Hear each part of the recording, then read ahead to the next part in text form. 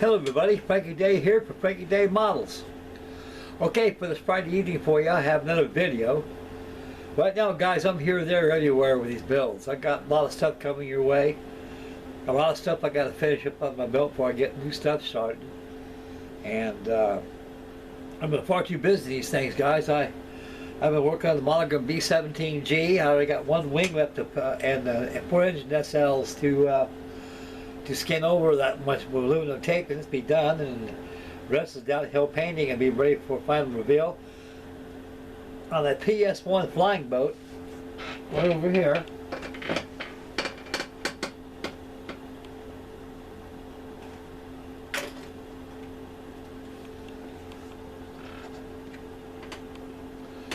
I gotta paint the props on this thing. The props got to be painted. The icer on top of the horizontal stabilizer has got to be painted. And the masking's on the cockpit. I got to paint the nose black. And it's ready for final reveal.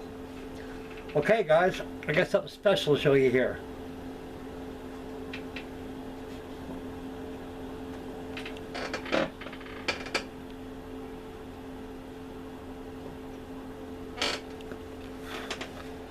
Okay, I've been messing around.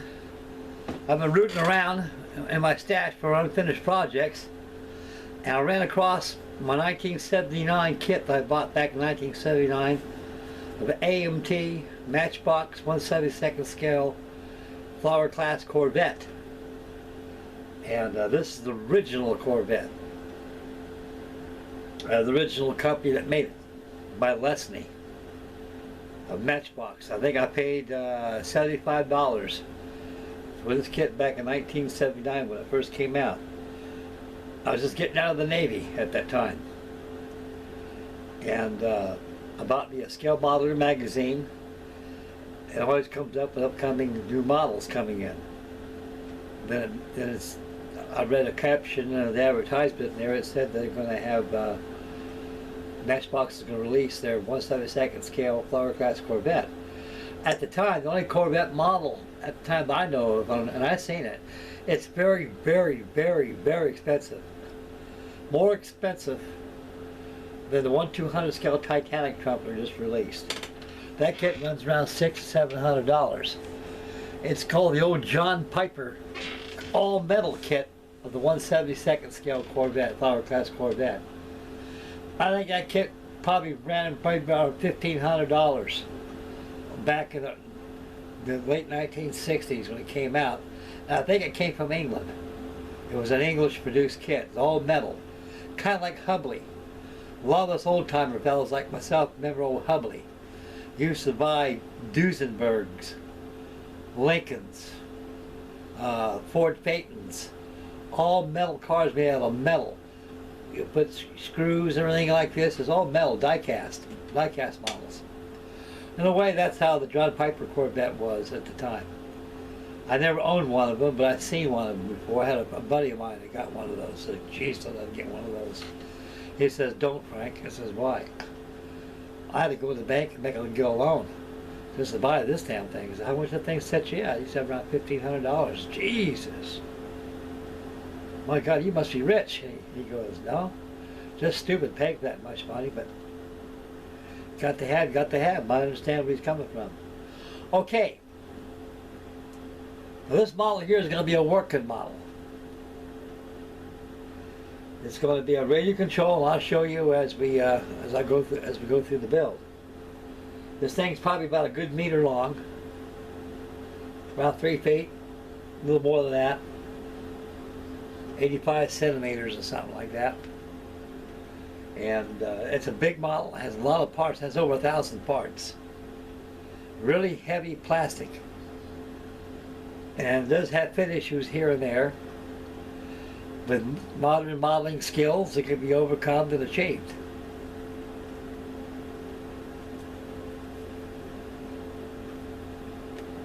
Once done, it's a museum piece. The kit comes with a cast of figures. Captains, officer of the deck. Of course, you got your forward end crew. And The plastic is very, very, very thick because Matchbox produced some real thick plastic at the time. This ship is very, very, very strong. And there's a lot of you out there probably got this model in your stash and built them. Mike Cohen has built one, and the Switcher has built one. And there's a host of others has built one. And they got the new kit, which is called the Platinum Plus kit by Revell, Germany. And this is the second Corvette I got. The second one that I bought was the Revell, Germany, is known as Snowberry. And there's a long, long, long story on that. The hull comes in 4 pieces, 4 halves. 2 stern halves and 2 bow halves. Well, somehow they gave me two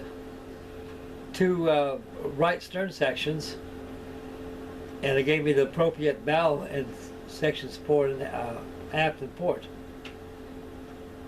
Port and starboard sections. And I had to get a hold of Revell, Germany, and they finally sent me the right piece to it. So that kind of went through a maze of problems there. But this one here is no problem here. You just got to work slowly. There's a lot of pieces to it. These models like this, and this size, this detail, it gives you a lot of time to think what you want to do to it. With technology today, Jesus, you can make this thing almost real. LEDs you can put in these things. This is going to be radio control. I already got the radio installed in this thing already. And we'll show it to you as we take a look at the ship. Enough chatter, we're going to come over to the camera, we'll swing in closely and take a look at her.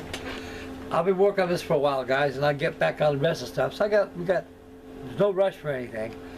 On this, I'm finally finished up. I got on the plate, so I know that I can get other builds going without having to worry about going back. Because I got myself caught up in all that damn model syndrome jazz. And you can run into some serious trouble. You get too caught up in that kind of stuff.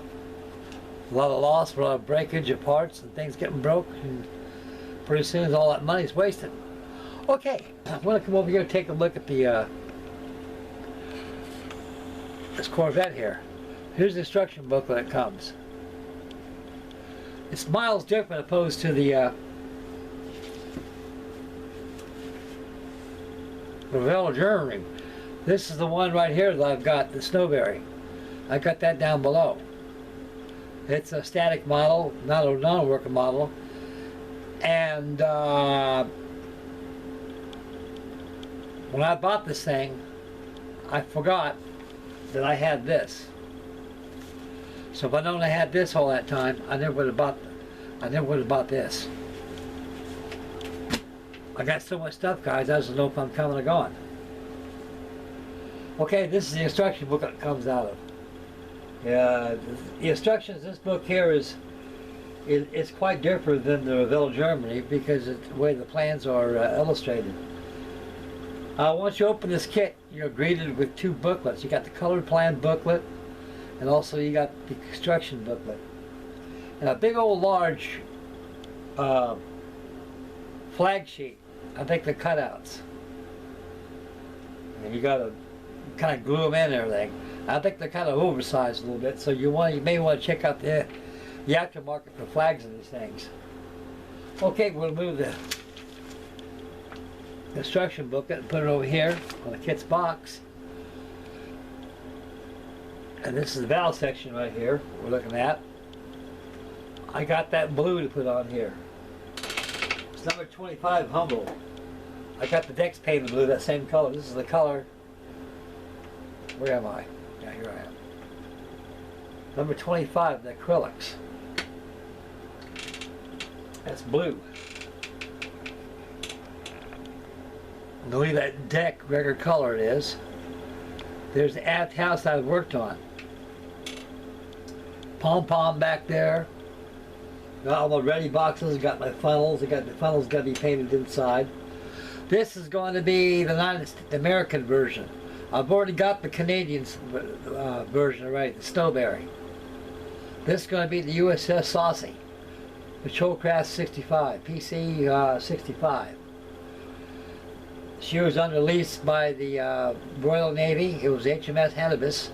That was the original name for this for this here Corvette, and it was given to the United States of America to use to help escort the convoy. I want to tell you something about these Corvettes. These Corvettes are no more than a converted well catcher. It was built around a well catcher's hull, and these things they're pretty slow, but they get the job done. And the U-boats feared these things. So these Corvettes are really fast going for the kill. They're very, very highly armored. They got pom-poms. They got 4-inch guns. And all Corvettes are not all alike. They're all different somehow. Although the hulls are the same, superstructure and some deck furniture is probably arranged differently, opposed to, for example, this model. And they're very dirty and rugged ships, so don't be bashful piling on the weathering. I'll do some weathering on this because it'll be subtle. Because I know the next Navy itself, we always kept our ships clean. Even during the war, they got a little rugged, but they always came in for ship bedding to make sure the ship's all ready for operation readiness inspection, and also port and starboard, which means you're going to go ahead and do some yard duty, like paint the hulls, scrape the muscles out the hulls, repaint the anti-fouling paint, blue topping, the camo that was registered for that type of ship, and then go back to sea. She goes again. And I think they got about 48 men on the ship like this. She's about 205 feet long, about 20 feet shy than an ATF, auxiliary fleet tug, of the 7-0 Cherokee class. And they're very tough ships. And they're a very, very wet boat. They can take rugged seas, and believe it or not, they're almost like an ocean liner. They can make a full voyage all the way from England, Ireland, Belfast, anywhere, all the way to United States of America without refueling. And they kind of filled in the gap. During the Battle of the Atlantic, North Atlantic, there was a gap right in the middle of the North Atlantic. We didn't have air cover back in those days, just because that we didn't have the range. I think Coastal Command operations out of the United Kingdom, where they use the Hudson bombers and also Sunderlands, and they can only go so far. Then they had to come back. But you got that big gap up there in the middle. That's where Captain Top and it's called Happy Days with the U-boats out there. They have a blast in that gap out there because they don't have to worry about air cover at all. And they're really picking up those convoys right, and they've sunk a lot of tonnage. Well, they start using these Corvettes because these Corvettes don't have to worry about getting refueled. They can stay at sea forever. Make one big crossing, just on one fuel load. And they got triple expansion motors. And right here, I'll get it all painted up and everything. I got parts movable, like all the bridges are movable and everything, because I got to take parts off of the thing so I can be able to paint the blue camouflage on it. So like I said, this is a working model.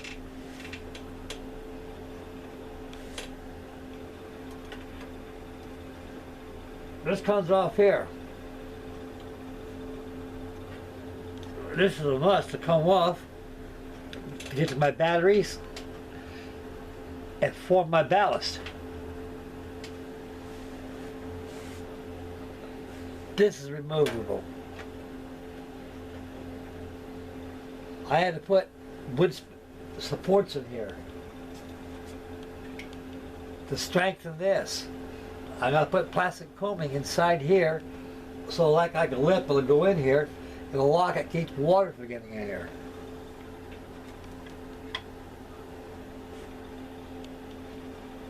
This deck here will be permanently glued. The only thing that can be removable will be the deck house.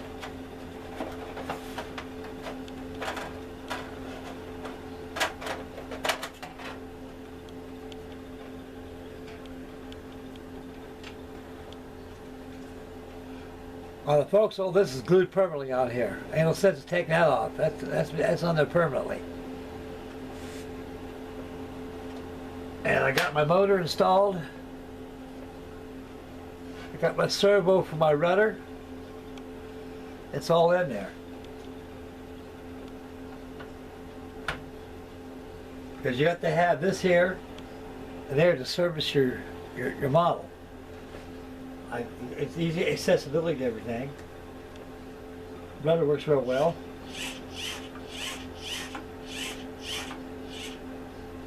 And the screw rods.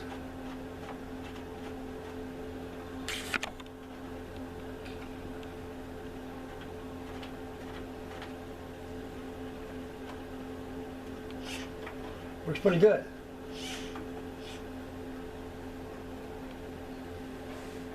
Matchbox Products by Leslie Products, 1979, made in England.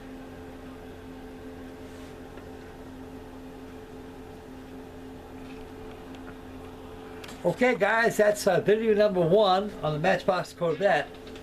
I'm going to be doing some more sub-assembly work on it tonight in a little bit before I peter off. And I'm going to prepare for painting on the camouflage probably by tomorrow. As to the builds, I have a video coming up for you on the National Pride Group build by UK modeler. And that'll be on my new Hong Kong Models 148 scale B17. And so I'll be posting some pictures on there, on the video here, as we make the video. I have that shaking down here probably next week sometime. But I'm going to be on this for a while. It seems to relax me and I can concentrate my all into it without getting scatterbrained and jumping on something else. So I'm going to put a dent on a lot of stuff lately, guys. I kid you not. I'm starting to get stuff finished right now. I got the MATCHBOX hangout for you. I should have had it today, but old Frankie Day is kind of tired. I've been working all this week, and so I don't want to overdo it. I want to take it easy. So working on this Matchbox Corvette's kind of relaxed me a little bit. I get me a cup of tea, you know, and just enjoy a nice good hot cup of tea and work on my beautiful little Matchbox Corvette. And the weathering on this is going to be very, very subtle. What I meant to say a while ago, I got off track. Being an ex-Navy man, we never let our ships get too rusted out that much. But these things here were just rusty as hell because, Jesus, that's the most worst and treacherous oceans in the world is the North Atlantic, because it's the ocean of unpredictability. One day it's so beautiful, a milk pond, and so breathtaking, and the next thing it'll be your worst nightmare. So that's what's shaking right now on the bench. I'll have more videos this coming up. So stay posted probably for the number 2 video number 2 on the National Pride Group build, and I'll be getting on that B17 Memphis spell. Freddie gave me, sent me in, and I get that going for you. And I got a lot more coming too. I got the got working Iron Duke. I got the hood I'm working on over here, and Lord Wells I'm working on back over here. That's about it I can say. Every time I'm rooting around, I find something that I haven't. How it became a good case about a sight of the mind. This was one of them. So that'll be it right there, and that's what's shaking for tonight. So stay posted for some more videos on my Matchbox Corvette. It's a very nice kit. I imagine you can find them on eBay right and left at a good price. And there's so much you can do with this thing, a model this size, you know, it's incredible. So I decided to make a working model out of this. So I got all the hard work done already. Got my radio, and I got my servos installed. I got my stuffing shafts installed. My motor's all installed. I got a 6-volt Dumas motor in there. I put my batteries right in here. Shift my balance over here, but I got a whole darn. Wow.